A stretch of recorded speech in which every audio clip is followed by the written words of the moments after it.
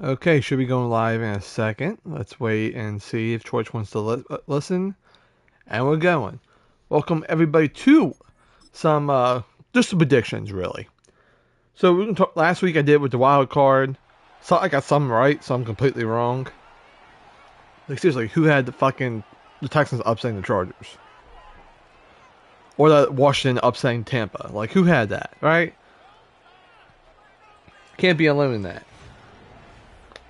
So new week, new predictions. There's only 4 games this week, and they're kind of one game I'm like really interested in, and that is the actual one I'm showing you guys, Lions Commanders. This is one that I think honestly could go either way. And you're probably like, what the hell am I talking about, right? Washington just has that explosiveness. You just come out of nowhere and you can score at will. The Lions, I think, are going to win this by probably like, I want to say 10 points. But still, I think the Commanders are going to stay in there for a while. Maybe until about halftime and the Lions eventually take over in the third quarter. This is going to happen. But, I think the Lions are going to take this game. Now, the game before this, which is coming on in a couple hours, Chiefs-Texans. I think that's going to be a interesting match. The Chiefs haven't really been an offensively explosive team lately. All year, I don't think they've scored 30 points once all season. So it's definitely rare from the Chiefs not to have that, not be doing that. They just don't really have that many offensive weapons. The receiving core is banged up.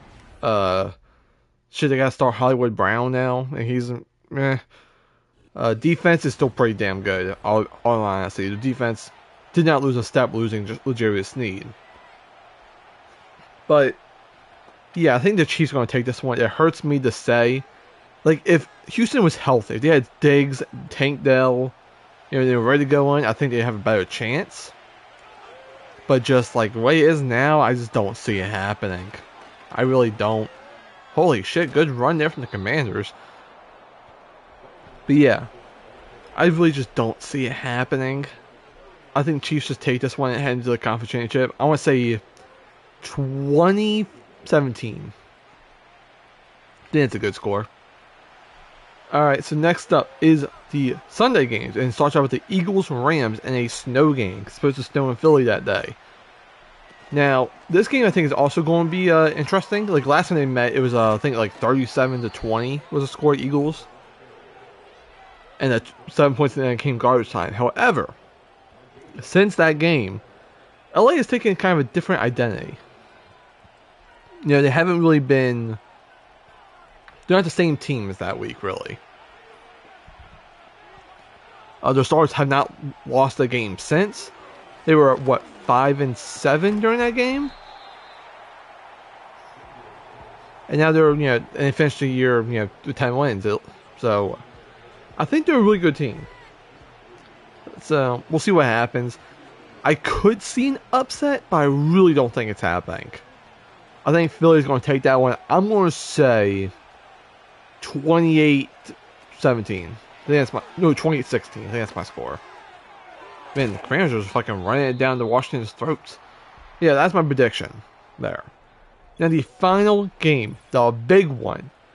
Battle of 2 MVP candidates.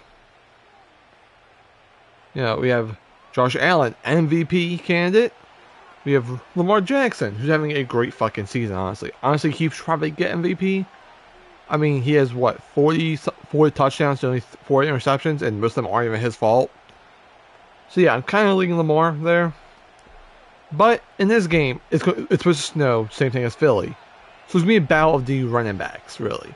Buffalo has been practicing in the snow all week. They know what to do. Snow is like their comfy space. The Ravens, they can play in the snow, but it's not something they're really acquainted to.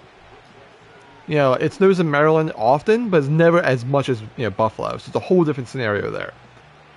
So this is why I honestly think Buffalo is going to get the win. Especially because Zay Flowers isn't playing, so one of their best receivers is just not out there. Bateman, he's pretty solid. They still have Mark Andrews in the likely, but just don't really have anything else. So I just think they're not strong enough. Not strong enough of a contender, really, without Zay Flowers. Derrick Henry's going Derrick Henry. You can't stop that. But compare yourself to, the Bills, who have many options. And none of the receivers are really all that. They just have a lot of good complementing pieces. Coleman, Shakir, Matt Collins, Mari Cooper, Kincaid and Knox, and James Cook, of course. They're all complementary pieces, and they work together great. So this is why I think Buffalo's going to take it. So I'm going to say that game, since there's probably going to be a lot of running, I'm going to say 24-20 Buffalo. All one-score games. I don't expect any blowouts this week like last week. There was tons. Though, someone did try to clown me with that fucking me taking Buffalo to kick the shit out of the Broncos. Guess what happened? They kicked the shit out of the Broncos. So I was right there. Got wrong with the Chargers. I'll take that one. Well, let me see. How did I actually do? Let me get my the games up. I took the Ravens over the Steelers. Got that. Yeah, I took Buffalo over Denver. I took Philly over Packers, got that. I took the Tampa over Commanders, did not get that. I took the Vikings over the Rams, definitely did not get that. Sam Darnold watched that $40 million disappear before his eyes. He might be lucky to make $20 million next year now. But those are my predictions. I'll see you guys next time. Have a good day, everybody.